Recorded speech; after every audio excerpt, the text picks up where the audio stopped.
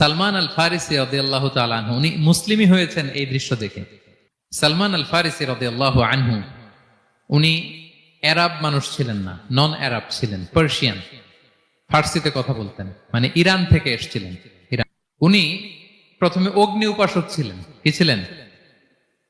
অর্থাৎ ওই যে জরাথুষ্ট যারা আগুন দেখলে এরা পূজা করে, আগুনের পূজা যারা করে, জরস্ট্রানিয়ান, এই ধর্মে বিশ্বাসী ছিলেন। আগুনের পূজা করতেন ইরানে।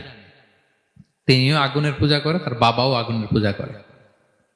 তো একদিন বাবা একটা কাজে পাঠিয়েছে, ওই কাজ করতে যেয়ে সে খ্রিস্টানদের গির্জা ক্রস করতেছিল।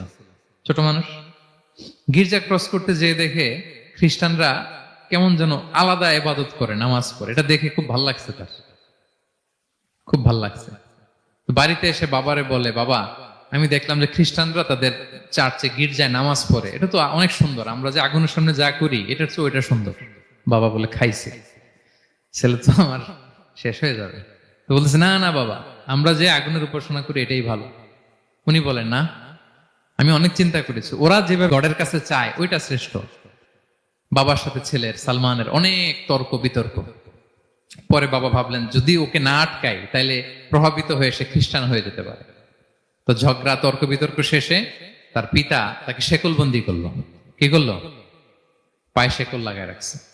কিন্তু ছেলে তো মনে মনে খ্রিস্ট ধর্মের প্রতি আকৃষ্ট হয়ে গেছে। তো ওই খ্রিস্টানরা তার সাথে লুকিয়ে যোগাযোগ করত।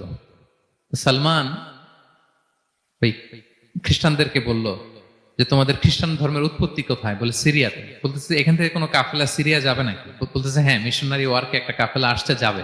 বলতেছে, যেদিন যাবে আমাকে বলবে। তো যেদিন যাবে তাকে এসে বলা হয়েছে তার বাবা নাই, সে শিকল ভেঙে, শিকল সহ ওই কাফেলার সাথে যে জড়িত হয়েছে। দেখেন বিশ্বাস, আদর্শ মানুষকে কিভাবে উজ্জীবিত করে। উনি চলে গেলেন সিরিয়াতে। সিরিয়াতে যে এক পাদ্রির হাতে বায়াত হলেন, কিন্তু এই পাদ্রিটা ছিল ভণ্ড। সে খ্রিস্টানদের দান সৎকা নিয়ে গরিবদের না দিয়ে নিজেই খেয়ে ফেলতো। তো বেচারা পড়লো বিপদে, যে হায় রে, এত সুন্দর ধর্ম রে কারাপ্টেড করতেছে সে। পরে এই পাদ্রি যখন মারা গেল, সালমান সে আরেক পাদ্রির কাছে গেল। আরেক পাদ্রির কাছে গেল। ওই পাদ্রি আবার অনেক ভালো, খুবই ইবাদত করে। তো ওই পাদ্রি কিছুদিন থাকার পরে ওই পাদ্রিও মারা গেল। ওই মারা যাওয়ার আগে সে জিজ্ঞেস করতেছিল যে, পাদ্রি, এই বর্তমান পৃথিবীতে সবচেয়ে ভালো খ্রিস্টান পাদ্রি কে? বলতেছে, আর কেউ নাই। যদি ভালো খ্রিস্টান পাদ্রি তোমাকে পেতে হয়, জানতে হয়, তোমাকে ইরাকের মোসেল শহরে যেতে হবে। এবার মোসেলে যে সে আরেক খ্রিস্টান পাদ্রির কাছে থাকলো। কিছুদিন পরে ওই পাদ্রিও মারা গেল। তো মৃত্যুর আগে তাকে জিজ্ঞেস করছিল যে, পাদ্রি আপনি বলেন তো, আপনার পরে শ্রেষ্ঠ পাদ্রি কে আছে পৃথিবীতে? সে বলতেছে, আমার পরে শ্রেষ্ঠ কোনো পাদ্রি আর পৃথিবীতে নাই। খ্রিস্টান ধর্ম শেষ হয়ে গিয়েছে, নাই। তবে জেনে রেখো, শেষ জামানার নবী আসার সময় ঘনিয়ে এসছে। তিনি যে এলাকায় আসবে, এলাকাটা চারদিকে পাহাড় বেষ্টিত থাকবে। চারদিকে থাকবে পাহাড়, খেজুরের বাগান, মরুদ্যান। তাকে চেনার আলামত আছে। কি আছে? আলামত আছে। এক নম্বর আলামত হচ্ছে, ওই শেষ নবীকে দানের খাবার দিলে তিনি খায় না, কিন্তু উপহার দিলে সে নেয়, খায়। আর তার পিঠে দুই কাঁধের মাঝখানে একটা নবুয়তির মোহর আছে। সালমান আল ফারিসি পাগল হয়ে গেছে ওনার সন্ধান পাওয়ার জন্য। কিভাবে যাবে? তো উনি কিছু ছাগল পালতেন। একটা কাফেলা তিনি পেলেন, যে কাফেলা আরব কাফেলা, বনু কালবের কাফেলা, আরব দেশে যাচ্ছে। তাদের সাথে তিনি চুক্তি করলেন যে, আমার যত ছাগল আছে এই ছাগলগুলো তোমাদের দিয়ে দিব, তোমরা কি ওই এলাকায় আমাকে পৌঁছে দিবা? তারা বললেন, হ্যাঁ, পৌঁছে দিব। সব ছাগল দিয়ে দিলেন, রওনা হইলেন ওই এলাকায়। মাঝপথে তারা তার সাথে জুলুম করলো, অন্যায় আচরণ করলো। তাকে দাস হিসেবে বিক্রি করে দিল ইহুদিদের কাছে। ওয়াদি আল কোরা নামে একটা জায়গা আছে, ওখানকার এক ইহুদির কাছে বিক্রি করে দিল। সে ইহুদির কাছে দাস হিসেবে থাকতে আরম্ভ করলো। অনেকদিন পরে মদিনার পূর্ব নাম কি দেখি, কে বলতে পারে? হ্যাঁ, মাশাআল্লাহ, তো মদিনার পূর্ব নাম হচ্ছে ইয়াসরিব। তো ইয়াসরিবের এক ইহুদি, বনু কুরাইজার ইহুদি, সে আসছে ওয়াদি আল কোরাতে তার কাজিনের কাছে। এসে দেখে নতুন এক দাস পাইছে, বলছে, আমি কিনবো, তুমি কিনতে চাও? তার কাছে বিক্রি করে দিল। তখন ইয়াসরিবের ওই ইহুদি, বনু কুরাইজার, সালমান আল ফারিসিকে নিয়ে ইয়াসরিবে চলে গেল। সুবহানাল্লাহ। মদিনার আগের নাম কি? বিষ্ণু ইসলাম মক্কা থেকে হিজরত করে কিছুদিন পরে কই যাবেন?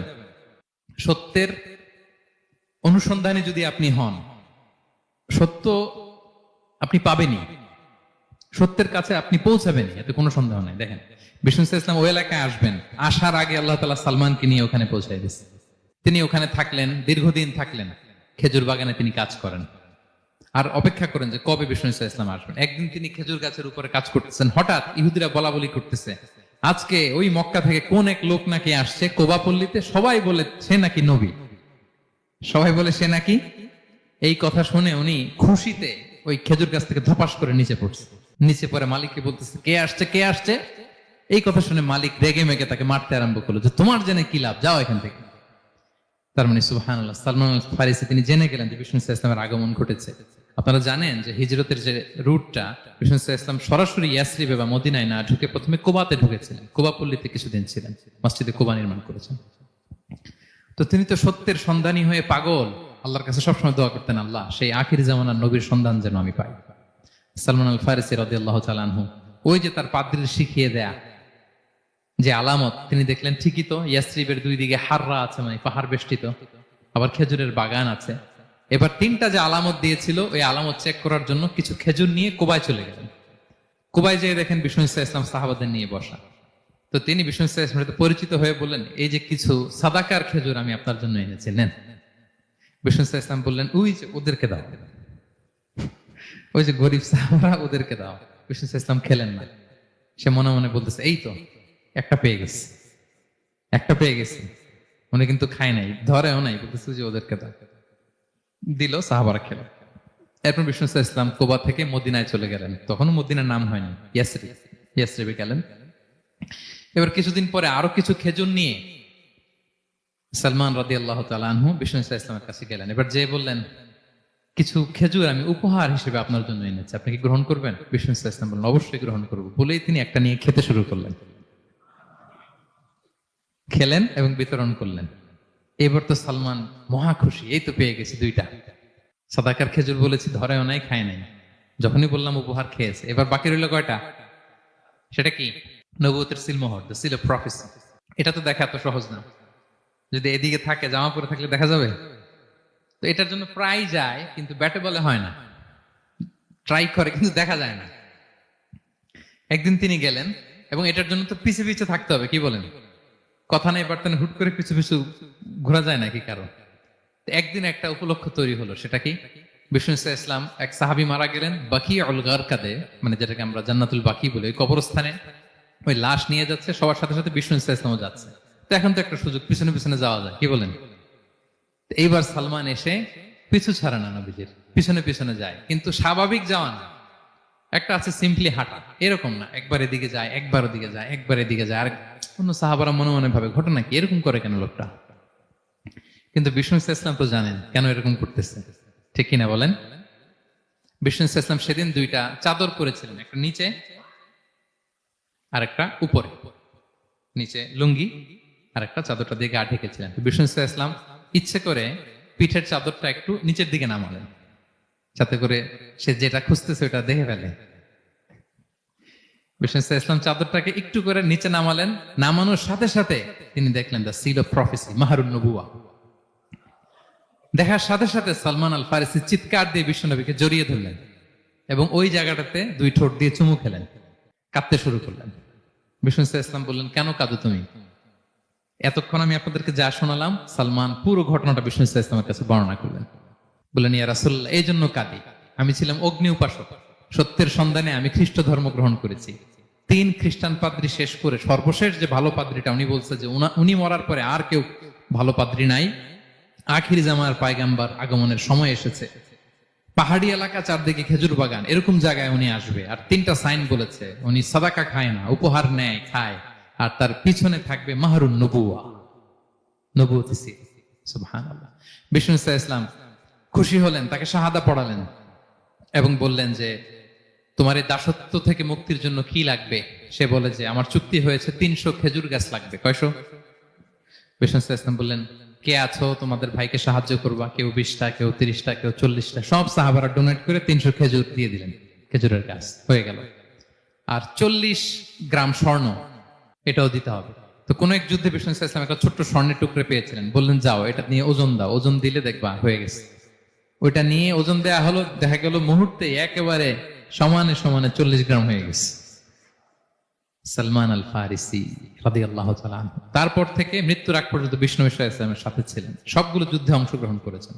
এবং 5ম হিজরিতে ওই যে পরীক্ষা খননের কথা আমরা জানি না, দ্য ব্যাটল অফ ট্রেঞ্চ, এই বুদ্ধিটা আসছিল সালমান রাদিয়াল্লাহু তাআলা আনহুর মাথা থেকে। এটা হচ্ছে ওনার ব্রেন চাইল্ড। কারণ আরব দেশে এরকম পরীক্ষা খনন করার ট্রেডিশনই ছিল না। উনি তো আরব দেশের না, আসছে পারস্য থেকে।